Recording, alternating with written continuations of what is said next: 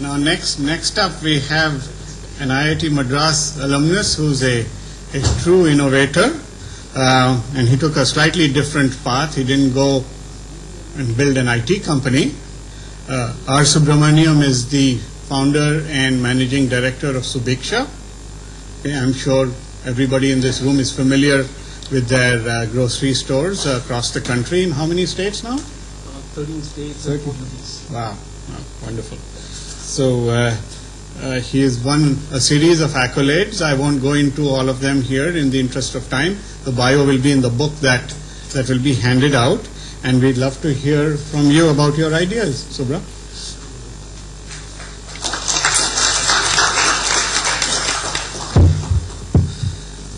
Thanks Gunjan and Rafal. I think when this sort of theme of innovation gets applied to entrepreneurship, I think it's a very potent theme, because a lot of times you get called to speak on entrepreneurship. In fact, many times when one goes and speaks about entrepreneurship at colleges, one wants to sort of downplay entrepreneurship. I think one of the themes that I've played is that there is too much of a Milton Boone romanticism to entrepreneurship, which is really unreal and really needs to be stripped off, because it doesn't really do anything to prepare you for the hard grind of entrepreneurship and why you do it. You don't do entrepreneurship because you want to be on the cover page of a sort of business book, but you do it because you love it. You feel passionately in your blood that you want to do it. And I think I'll probably sort of we have about 8-9 minutes for me, and what I'm going to do is to try to pick on some pieces of what we did in Subiksha and sort of how we think, what were these sort of ideals which drove us to do what we did in Subiksha. The key piece is that I'm saying when one tries to sort of become an entrepreneur, one has multiple things that one can do. There are things which others have done, but there's a geographical space that you see for yourself. Somebody has done it in Bombay and you can do it in Chennai. Somebody has done it in US and you can bring it to India. There are those forms of entrepreneurship. There are entrepreneurships which will serve the purpose of giving you more flexibility, more time on your hands, more freedom than just a job can give you. At the least, it will sort of rid you of a boss. Except that when you get into entrepreneurship, you realize that every customer is your boss. So, but not only a customer, but a customer is the banker, the sort of investor. You trade off one boss for 1,000 bosses. That's what happens in an entrepreneurship life. But beyond all that, I think the key piece is that I think when you get an opportunity, I think the way we try to look at it is that there's some very basic things that keep happening lots of times. I think MSK as a prof, I think sort of put it in a very research context. But what we see is that a lot of times the opportunity to change status quo is more for people from outside the industry than for people within the industry. At no point of time have we seen people from within industries radically change and reshape industries. And I think that's the best opportunity of sort of marrying the innovation entrepreneur piece. When we I was sort of after a brief stint in Citibank, I was working in an automobile company which is SICK and in Be Prepared. And then from there, we started a financial services business and we brought asset securitization to India. At the time, it was not known in India and it's not a bad word as it is today. But we brought asset securitization to India, and when we started doing some stuff around that, the piece was that obviously nobody within the sort of conventional financial services system would ever want to do anything of those things, because it will challenge status quo, it will weaken margins. If you start sort of breaking wholesale assets and selling it to retail investors, the guys whose entire life was made out of intermediation would not make their living. The same way in Subiksha, I think when we started off Subiksha, I think the challenge, take a simple piece, the slightly less known part of our business is a pharma retailing business, which delivers a 10% discount to consumers. And I think pharma retail in India is completely a cartelized business. Nobody discounts. Nobody can discount because associations ensure that you can't discount. And when we started discounting, I think we had dharnas in the first 3 years of our life as a pharma retailer. We spent more time with the courts. We spent more time facing inspections. There were more inspections than our own internal audits of our stores by the drug authorities. It was chaos. But the way you looked at it was very simple. You said, this is something, the bulk of our customers were not people who were buying medicines for stomach pain or headaches. The bulk of our customers who were buying medicines were people who were elderly, who were diabetics, who were sort of people with cardiac ailments, were people with BP, people on typically retired or near retiring stage, fixed incomes, growing Medicare costs, Huge benefit because nobody else would discount, we can discount. And for them it's a 1,000 rupee, 800 rupee per month kind of a thing. Huge amount of pain. In fact, at many points of time there would be internally a lot of wisdom coming into our system itself saying that why should we take this pain?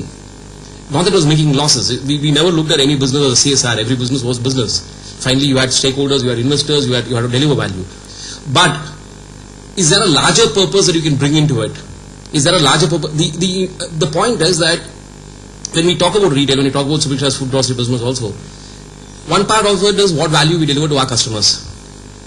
One part of it is also what value we deliver because we force the rest of the market to change pricing.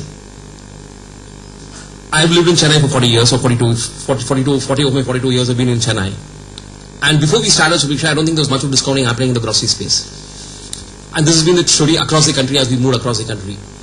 Grocery discounting was not very common.